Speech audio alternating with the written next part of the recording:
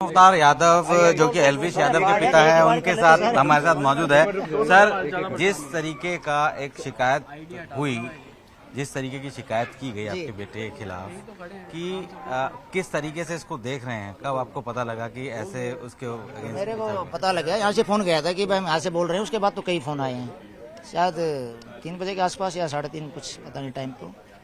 मैंने कहा मैं आ रहा हूँ भाई, क्योंकि मेरे को गुड़गांव में काम था स्कूल से, और मैं आया भी हूँ जैसे, क्योंकि ये तो बेबुनियाद सारी चीजें हैं। इन चीजों का अब आप लोग का भी काम है हाईलाइट करना भी, और भाई फिर दोबारा भी। एल्विश ने बकायदा एक बयान भी जारी किया है उसमें। अच्छा, नहीं, मैं नहीं सुन पाया हूँ। आपकी बात कब हुई थी उससे? मेरे ख्याल में 3:30, इससे आधा घंटा पहले हुई थी अभी। क्योंकि जिस तरीके का मामला उनके ऊपर दर्ज है, संगीन भी है, और जिस तरीके की धाराएं हैं, क्योंकि वाइल्ड लाइफ से संबंधित धाराएं हैं, काफी संगीन धाराएं हैं। अच्छा, क्या उसके बारे में क्या आपको कोई जानकारी दी गई है अभी तक इस बारे में? कहाँ फुर्सत है इन चीजों की?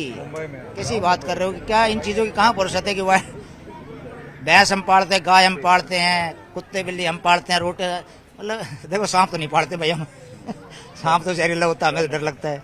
तो अब ये कह रहे हैं, सुना है कि भाई कोई पता नहीं क्या बता रहे हैं, कोबरा वोबरा, भाई इनका तो नाम ही वैसे खतरनाक होता है।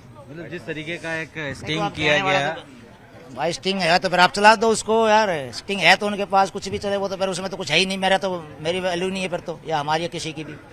क्या बात कही जब आपसे बात हुई थी एल्विश की, तो उसने क्या बताया? बेटा ठीक रहा, कहा बोला मैं भाई क्या चल रहा है? बोला कुछ नहीं है पापा जी, देख लो क्या क्या वो चल रहा है, कैसे कैसे लोग होते हैं, मगर भगवान उसको सद्बुद्धि दे। मैंने तब भी यही कहा है कि आप जब हम चोरी नहीं है तो डरने की क्या हो सकता है।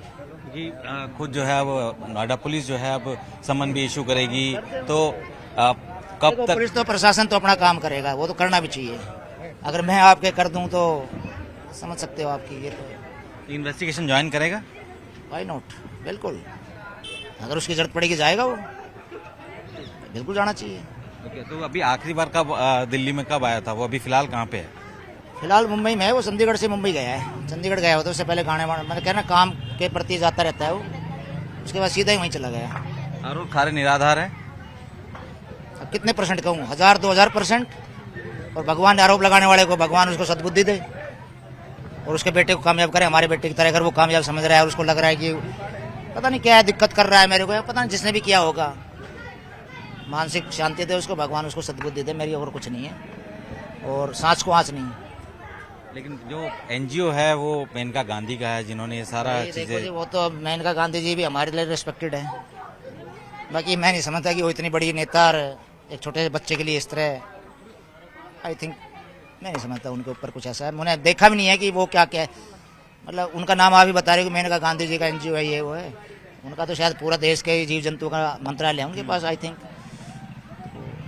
तो अभी तक नोएडा पुलिस की तरफ से आप लोगों को किसी तरह का कनेक्ट नहीं है? कुछ भी नहीं है, कुछ भी नहीं किसी प्रकार का। आप ही आए हो, पता नहीं, चाय पियो बैठो।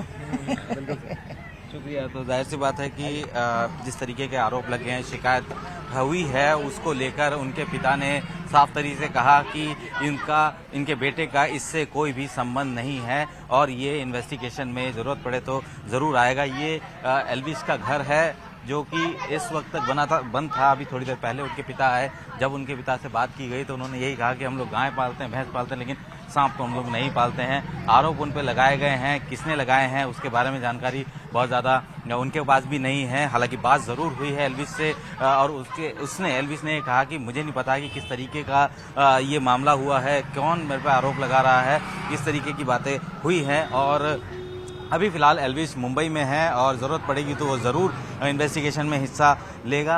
और इस वक्त हम लोग उसी घर पर मौजूद हैं। घर के बाहर का हिस्सा है। आप देख सकते हैं कि यहाँ पे उस पोस्टर को भी स्टिक किया गया है। एल्विश की फ़ोटो है, बिग बॉस OTT विनर का ये एक फ़ोटो यहाँ पे लगा हुआ है। इस पूरे इलाके में अगर वजीराबाद की बात करें, गुरुग्राम के वजीराबाद की बात करें, तो यहाँ पे एक यूट्यूबर के तौर पर पहली काफ़ी सारी ख्याति ये पा चुका था। उसके बाद जैसे जैसे बिग बॉस में आया तो और ज़्यादा इस पूरे इलाके में उसको लोग जानने लगे, और अब एक बार फिर से एल्विश सुर्खियों में है। लेकिन इस बार की सुर्खियाँ दूसरे तरीके की हैं। इस बार की सुर्खियाँ ऐसी हैं जो कि सीधे तौर पर उसको एक मुजरिम की कैटेगरी में डाल रहे हैं। और यही वजह है कि यहाँ पे हाल फिलहाल में अड़ोस पड़ोस में बहुत ज़्यादा लोग बात तो नहीं कर रहे हैं, लेकिन उनके पिता ने ज़रूर बात की और उन्होंने ये भी कहा कि इस बारे में जानकारी है, लेकिन क्या मामला है अभी तक नोएडा पुलिस ने भी उनसे कोई किस तरीके का संबंध या संपर्क नहीं साधा है। लेकिन यह है कि एल्विस अभी मुंबई में है, एल्विस से उनकी बात हुई है और उसने भी इन पूरे आरोपों को निराधार बताया है। और कुछ देर पहले ही एल्विस ने भी एक वीडियो जारी किया था, उस वीडियो में भी ये बात कही थी कि जो भी आरोप, जो भी बातें कही जा रही हैं उसके खिलाफ, वो बिल्कुल गलत है और उसका 1% भी अगर ठीक होता है तो वो पूरी जिम्मेदारी अपने सर पे लेने को तैयार है। लेकिन एक बार फिर से कह सकते हैं कि एल्विस ज़रूर सुर्खियों में है, लेकिन पहले एक बेहतर चीज़ के लिए था, एक विनर के तौर पे था, लेकिन अब एक ऐसे मामले में उसका नाम आया है जिसमें धाराएं बहुत संगीन लगी है।